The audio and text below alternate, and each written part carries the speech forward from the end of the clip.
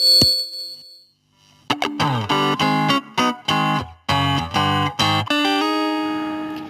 guys. Hai. Welcome to podcast Cagur. Calon Guru. Oke, baiklah pemirsa-pemirsa yang setia bersama kami. Jadi hari ini kita bakal ngobrolin sesuatu yang menarik pastinya untuk semua calon-calon guru yang mendengarkan podcast kami. Hari ini kita enaknya bahas apa sih? Apa ya? Kalau strategi pembelajaran yang baru-baru ini Waduh, apa tuh strategi pembelajaran yang baru-baru? Apa tuh yang lagi tren lah ya zaman sekarang ya? Kira-kira apa ya Kak ya? Pembelajaran berdiferensiasi nggak sih itu? Oh, pembelajaran berdiferensiasi. Kayaknya kemarin kita udah bahas tentang pembelajaran berdiferensiasi. Terus sekarang kita akan bahas apa untuk mendalami lebih dalam lagi ilmu kita? Kita belajar apa? Kan pembelajaran tuh ada aspek-aspeknya ya. Maksudnya kita nih mau bahas pembelajaran diferensiasi berdasarkan apa, aspek apanya gitu. Ada nggak sih? Kalian ingat nggak sih ada? Iya, kayak aja sih. Apa ya yang yang mendukung pembelajaran berdiferensiasi? Iya. Apa ya kalau nggak salah ya? Kayaknya konten, terus proses, produk dan lingkungan ya, lingkungan belajar. Langsung aja ya kayaknya kita bahas aja yang pertama yaitu tentang konten. Iya. Nah, konten ini kalau lebih ringkasnya, konten itu adalah isi materi apa yang mau diberikan ke siswanya nanti. Misalnya konten yang berdiferensiasi artinya konten yang diberikan kepada siswa itu berbeda-beda sesuai dengan minat, bakatnya, kesiapan peserta didiknya. Iya. Nah, gimana di sekolah kalian ada konten yang berbeda-beda nggak? Ada yang pembelajaran berdiferensiasi yang kontennya beda gitu nggak sih di sekolah kalian, di sekolah PLP? Kalau saya ya di sekolah saya tuh kayak belum terlihat gitu ya dari yang beberapa minggu ini. Iya Kan sih. itu karena satu pamong ya, nggak tahu ya di guru yang lain. Tapi kayaknya emang susah nggak sih ya pembelajaran berdiferensiasi ini buat konten yang beda-beda ya nggak sih? Penuh tantangan gitu Iya, ya. penuh tantangan. Jadi Kak Dharma ya, ini kita tanya dulu ya sama Kak Dharma nih. Jadi kira-kira Kak, apa sih yang perlu kita perhatikan dalam membuat diferensiasi konten ini kalau menurut Kakak? Oke, jadi untuk membuat konten yang berdiferensiasi ini kita itu harus memperhatikan kesiapan peserta didik. Jadi kesiapan peserta didik ini tuh bukan maksudnya dia siap belajar atau nggak siap, bukan hanya kayak gitu aja ya guys. Jadi kesiapan peserta didik ini apakah pengetahuan awalnya itu bagaimana, pengetahuan awalnya yang sebelumnya itu bagaimana. Jadi kita bisa membuat konten yang berbeda-beda berdasarkan pengetahuan awal dari si peserta didik. Oh gitu ya. Terus yang kedua itu adalah minat dan bakatnya. Misalnya, nih pernah kan ada kalau nggak salah pernah Bu Sinta ngajarin tentang misalnya ada anak yang suka memasak kan, ada suka yang memasak, terus ada yang suka dia ini apa namanya main racket, main bulu tangkis gitu. Jadi materi olahraga. Jadi materi yang kita bahas itu kita sambungkan dengan minat yang sesuai dengan minat mereka. Misalnya bagaimana kalau misalnya bola kalau bola voli dilempar atau dipukul atau apa sih? Diservis bagaimana parabolanya itu, gerakan parabolanya itu. Jadi kita hubungkan ke situ dengan minatnya seperti itu. Connect juga berarti ya? Iya, harus dikonekkan makanya itu tadi karena agak susah karena kita harus mencari konten yang sesuai dengan minat mereka. Karena kan minat siswa ini kan beda-beda. Nah, yang ketiga ini kita harus memperhatikan profil setiap peserta didik. Profil peserta didik ini adalah bagaimana siswa itu bagaimana cara mereka menerima materi yang akan kita berikan. Nah, kalau menurut saya sih ini ada hubungannya sama proses ya, bagaimana konten yang kita berikan itu, cara pemberian konten yang kita berikan itu dan cara siswa itu menerima konten yang kita berikan tadi gitu. Itu tadi yang Tentang konten ya. Terus ada sih pertanyaan yang muncul, misalnya ya kita buatlah nih pembelajaran berdiferensiasi berdasarkan konten gitu ya, konten. Jadi munculnya pertanyaan, apakah asesmen yang berbeda itu merupakan konten yang berdiferensiasi juga nggak? Gitu? Oh iya pasti, karena konten itu kan tadi tentang isi materi. Jadi kalau asesmennya berbeda dari dia yang misalnya siswa berkognitif tinggi sama siswa yang berkognitif rendah, asesmennya beda, berarti itu termasuk konten yang berdiferensiasi. Termasuk juga tentang asesmen yang sesuai dengan minat bakatnya tadi, meskipun nggak sama-sama, tapi dia sesuai dengan tujuan pembelajaran. Nah itulah yang harus kita pertimbangkan adalah asesmen yang konten isi dari asesmen yang berbeda, tetapi masih sesuai dengan tujuan pembelajaran meskipun beda-beda. Di intinya sih sama aja sih sebenarnya itu ya. Ada lagi Kak mau kita tanyakan, kalau enggak kita bahas yang lebih seru lagi ya tadi kontennya. Ada lagi masih awal ini konten ini masih banyak lagi ya. Tapi ini ada pertanyaan lagi nih Kak, satu lagi. Apa itu? Apa itu kayak mau ditanyakan Kak Mira? Jika materi diberikan di awal berdiferensiasi, bagaimana nanti menentukan asesmen sumatif UTS-nya? Oke, kalau misalnya ini kan terkait pertanyaannya, kalau misalnya kontennya dari awal udah beda-beda nih, apalagi misalnya kognitif, kalau yang rendah soalnya gampang-gampang, yang soalnya kognitif tinggi soalnya agak sulit. Nah, gimana nanti yang sumatifnya gitu kan waktu UTS sama UAS? Jadi ini sepertinya kalau untuk kurikulum merdeka, sekolah-sekolah itu udah tidak tidak ada UTS pun, tidak ada UAS pun, itu udah bukan patokan lagi, bukan kewajiban lagi. Nah, tapi kalaupun misalnya ada, tetap harus memperhatikan capaian pembelajaran atau minimal CP minimalnya lah. iya, gitu ya. minimalnya. Jadi kalaupun misalnya siswa yang rendah kognitifnya itu mengerjakan soal yang dapat soal yang susah, ya nggak apa-apa gitu. Tapi berarti kan harus dapat lah minimal capaian minimal pembelajarannya, kayak gitu sih. Itu aja sih kayak tentang konten. Jadi inti konten ini adalah tentang isi materi. Jadi kalau misalnya kita ngasih materi ke siswa yang beda-beda, itu kita udah mau melakukan pembelajaran yang berdiferensiasi gitu. Oh, gitu Menarik ya. Kak Dirma. Terus aspek yang kedua tadi apa? Setelah pembelajaran Proses. Jadi kita beralih lah ya ke proses ya. beralih. Nah, siapa ini? Kita bisa nanya sih kayaknya ke Kak. Yang lebih ahlinya. Siapa ini ahlinya ke pembelajaran proses? Paham ya, Kak Miranda ya atau Kak Aulia? Kak Miranda? Iya, Miranda Oh, lebih oke kayaknya pengetahuannya soal proses ya. Jadi apa itu Kak pembelajaran proses pada pembelajaran berdiferensiasi? Nah, pembelajaran berdiferensiasi proses yaitu adalah pembelajaran yang menyesuaikan cara pendidik belajar sesuai dengan kebutuhan, minat, dan kemampuan mereka. Nah, di proses ini melibatkan strategi dari si guru seperti memilih aktivitas dengan tingkat kesulitan yang berbeda, menggunakan kelompok belajar dalam pembelajarannya, dan menerapkan teknologi pendidikan. Gitu. Oke. Tapi ada juga nih Kak contoh-contoh aktivitasnya yang bisa digunakan untuk pembelajaran berdiferensiasi proses. Apa itu Kak? Contohnya apa tuh? Termasuk yaitu yang pertama diskusi kelompok, proyek, dan juga pembelajaran yang berbasis masalah Kak. Oh, BBL ya. PBL itu ya. Karena nanti kalau misalnya berbasis masalah, siswa itu nanti bisa memecahkan masalah sendiri dengan mengikuti proses yang dianjurkan oleh gurunya gitu Kak. Oke. Oke Kak, silakan Kak Aulia. Jadi ini aku lumayan penasaran ya. Iya. Nah, aku mau nanya nih Mir.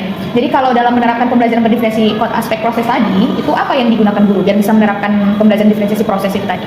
Nah, sebelum guru menerapkan pembelajaran berdiferensiasi proses, guru harus menyesuaikan tujuan pembelajaran dengan kegiatan pembelajarannya. Nah, pertama, untuk melakukan pembelajaran berdiferensiasi proses, kita awali dulu dengan menyusun instrumen. Nah, jadi instrumen itu ada asesmen awal, Ya, asesmen awal. kemudian asesmen formatif dan asesmen Formatif. sumatif. Oh, iya, Nah, iya. jadi setelah kita melakukan instrumen, lalu guru tersebut menganalisis hasilnya untuk memetakan kelompok peserta didik berdasarkan kesiapan belajar, berdasarkan minat juga boleh, dan berdasarkan gaya belajar. Nah, begitu. Oke. Setelah itu, nanti guru tersebut melakukan pendekatan nih kepada peserta didik dan membuat kesepakatan kegiatannya. Iya. Begitu. Oh, begitu. Ada lagi Kak, mau kita tanya yang kira-kira yang masih penasaran gitu ya. Aku kayak penasaran nih soal gimana, apakah kalau kegiatan pembelajaran dilakukan hanya dengan menggunakan pembelajaran berdiferensi proses, itu bisa nggak menggunakan tanpa diferensi konten dan produk? Bisa nggak itu ya Kak Nur ya? Berdiri sendiri. Berdiri sendiri. Nah, jadi memang banyak nih yang bertanya seperti itu. Jadi menurut saya, pembelajaran berdiferensiasi proses ini dapat dilakukan tanpa harus menerapkan diferensiasi konten ataupun produk. Di mana fokus utama dari diferensiasi prosesnya yaitu untuk memberikan siswa kesempatan memilih cara mereka memahami dan mempraktikkan materi, dan juga kegiatan ini mencakup berbagai aktivitas nih, seperti diskusi kelompok, pertanyaan pemandu, dan juga penggunaan alat bantu visual. Kompleks lah ya. Gitu. Iya, jadi bisa aja nih Kak, prosesnya kita buat berbeda-beda, tetapi asesmennya tetap sama, ataupun dibuat jadi berbagai bentuk gitu nih Kak. Oke, kayaknya udah oke lah ya tentang proses ya. Kita lanjutlah lagi yang aspek ketiga yaitu produk. Oke, langsung aja ke ahlinya, kepada Kak Aulia. Tolonglah Kak. Maaf, bukan lebih ahli Kak Aulia ya, lebih ahli ke Eka. Diferensiasi produk ini coba dulu dijelaskan sama kami Kak. Sebenarnya kita sama-sama belajar ya guys. Oke. Oke, ini kayak ya udah kita diskusi aja gitu ya. Oke. It's okay. Sebenarnya nih diferensiasi produk ya, kalau menurut aku ini yang paling mudah kita pahami ya, mudah kita cerna, karena ini kan merupakan tagihan sih ini. Sebenarnya bentuk-bentuk tagihan peserta didik yang kita arahkan gitu sesuai dengan minatnya gitu. Nah, di sini tuh ada gitu tantangan-tantangan yang harus dilewati peserta didik sesuai dengan apa yang dipilihnya gitu, sesuai dengan minatnya gitu. Misalnya dia mau dalam bentuk apa nih? Misalnya dia mau pengumpulan tugasnya, bisa jadi yang suka menulis, bisa jadi dia mau jurnal ya. Kalau misalnya dia suka melukis atau apa, bisa aja kita arahkan ke poster atau apa gitu ya. Tergantung lah sama mood minat si anak ini tadi gitu. Oke. Itulah mengenai diferensiasi produk itu tadi. Nah, jadi kalau diferensiasi produk dalam konteks pendidikan itu gimana Kak? Itu tadi kalau dalam konteks pendidikan itu seperti itu. Kita tagihan-tagihan untuk peserta didiknya itu kita variasikan itu sesuai dengan minatnya gitu, minat si anak-anak ini tadi. Itulah dia konten diferensiasi produk itu tadi. Oke. Isinya. Terus Oke.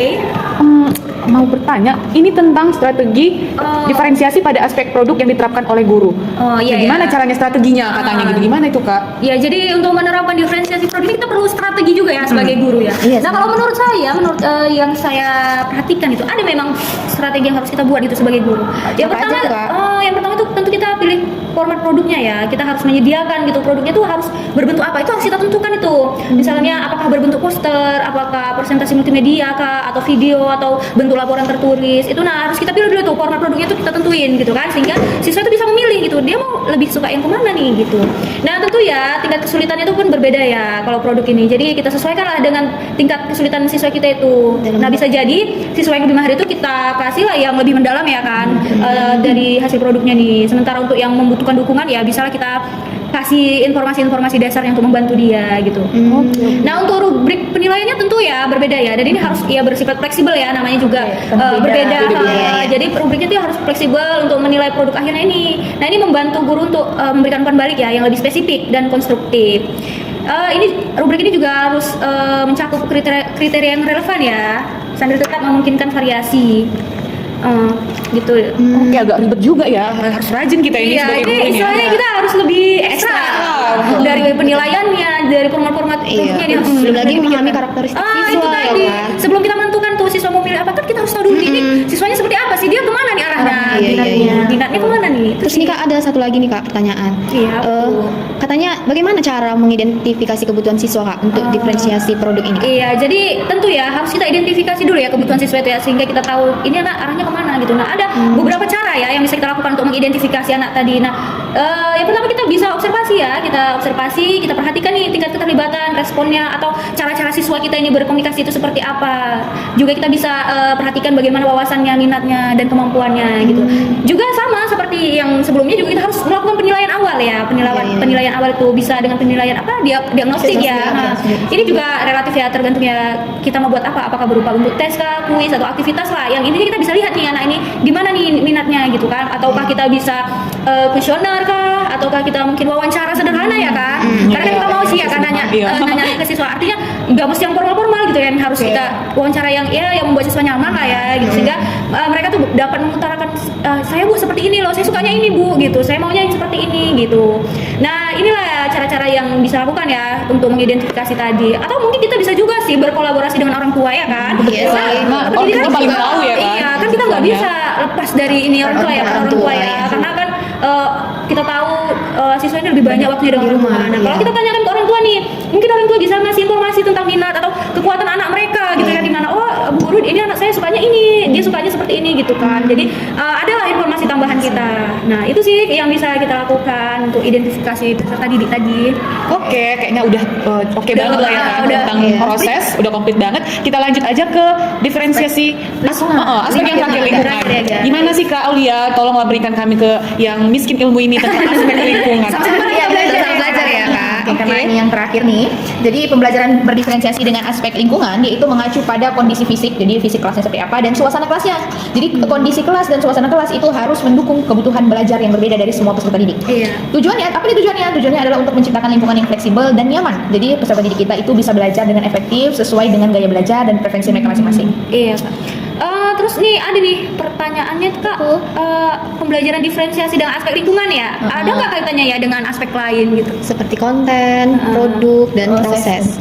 Ada nggak Kak? Nah, iya, jadi ternyata pembelajaran diferensiasi aspek lingkungan ini saling berkaitan dengan seluruh aspek lainnya. Nah, Iya, kalau iya, kita ambil iya. misalnya apa sih hubungannya dengan diferensiasi konten? Jadi kalau di diferensiasi lingkungan itu dia mendukung diferensiasi konten dengan memberikan akses fisik atau teknologi yang berbeda untuk setiap konten yang disesuaikan. Iya, iya. Kayak contohnya gini ya, misalnya ada siswa kita yang ternyata dia tuh lebih paham kalau menonton video. Iya. Nah, jadi aspek lingkungan ini memfasilitasi siswa untuk bisa mengakses konten dan format. Atau kalau ada siswa yang lebih suka baca buku fisik yang sudah di print out, jadi kelas atau lingkungan juga harus bisa menyediakan sudut baca yang nyaman. Iya, yang benar Iya, seperti lebih ini. asik belajar. Lebih memotivasi atau buat nyaman lah gitu ya. Benar. Terus kalau hubungannya dengan diferensiasi proses apaan? Jadi kalau dengan diferensiasi proses itu dia ternyata mengacu tentang bagaimana siswa itu mempelajari materi, termasuk strategi pembelajaran, metode dan aktivitas yang digunakan. Nah, contohnya adalah kalau ada siswa, jadi ternyata ada siswa yang lebih suka itu belajarnya dalam diskusi atau dalam kelompok-kelompok kecil. Terus ada juga kan siswa yang ternyata itu tuh lebih senang tuh belajar sendiri karena tenang, mungkin siswanya lebih tenang gitu ya. Jadi guru harus juga bisa menyediakan area pembelajaran yang interaktif untuk membantu siswa yang belajar dengan cara boleh kinestetik, visual atau mungkin auditory. Sedangkan yang terakhir hubungannya dengan diferensiasi produk adalah lingkungan harus memungkinkan siswa untuk menghasilkan produk dalam berbagai bentuk. Nah, contohnya, misal, jadi kalau bisa kelas itu dilengkapi dengan teknologi yang memungkinkan, yang bagus gitu. Kenapa? Jadi kalau ternyata ada siswa yang tertarik dengan dunia teknologi, dia bisa menghasilkan produk yang digital. Contoh bisa video, bisa poster, ataupun yang lain-lain. Terus kalau ada ternyata siswa yang lebih suka pakai metode konvensional, tradisional, ya mungkin dia bisa mengerjakan proyek atau produknya berbasis tulisan ataupun gambar. Tahu dengan kata lain, kesimpulannya adalah diferensiasi lingkungan ini berfungsi sebagai pondasi atau yang memfasilitasi dan mendukung diferensiasi konten, proses dan proses. Fondasinya Iya, gitu dia ya, Kak. memfasilitasi gitu guys. Lingkungannya. Oke. Ada lagi Kak mau kita bahas tentang Oh ini Kak, aku mau bertanya nih Kak. Hambatan apa aja Kak dalam pembelajaran berdiferensiasi lingkungan ini Kak? Itu ada semua ada hambatan Iya, ya. pasti. Untuk antisipasi ya. Biar tahu aja. Jadi hambatannya adalah ternyata di diferensiasi aspek lingkungan ini itu tentang keterbatasan fasilitas. Fasilitas ya, balik-balik lagi ya Iya, fasilitas sarana dan ya. prasarana. Jadi mana tahu mungkin ruang kelasnya itu sempit atau teknologinya kurang maju Iya, gitu. kurang Dan- memadai. Iya betul kurang memadai dan juga ternyata kalau misalnya jumlah siswa yang terlalu banyak juga agak susah menerapkannya guys. Iya sih. Karena harus Sulit menyediakan keberagaman itu tadi ya. Tapi itu tadi ya balik lagi kita ya kandi kita lah sebagai guru ya gimana strategi kita lagi untuk menghandle itu semua ya. Kalau kata Bu Sinta itu kan dia harus berbasis aset gitu ya. Iya, Jadi apa yang ada kita gimana gunakan kita sebaiknya. gunakan. Iya, iya benar-benar. Mantap sekali ya pembahasan kita hari ini. Iya, Udah daging ya. Sangat Tambah ilmu nggak sih? bermanfaat sekali podcast ini, podcast Jagur ini ya. Ya, sebagai calon guru ya, Iya. profesional ya mudah-mudahan amin ya. Amin. Ya, ini juga sebagai bahan untuk teman-teman yang lainnya mana tahu jadi bisa jadi referensi ya apa yang kita Betul. bahas. Menambah ilmu Oke. Dan semangat untuk siapa tahu mau jadi guru ya kan. Iya. Oke, baiklah. Udah guys, kita Udah cukup sih lah. kayaknya cukup. Oke. Tidak terasa ya waktunya. Iya, udah lama Iya. juga. Sekian dulu podcast kita, ya. podcast Jagur. Calon guru. Oke, sampai jumpa guys di Di podcast selanjutnya. selanjutnya.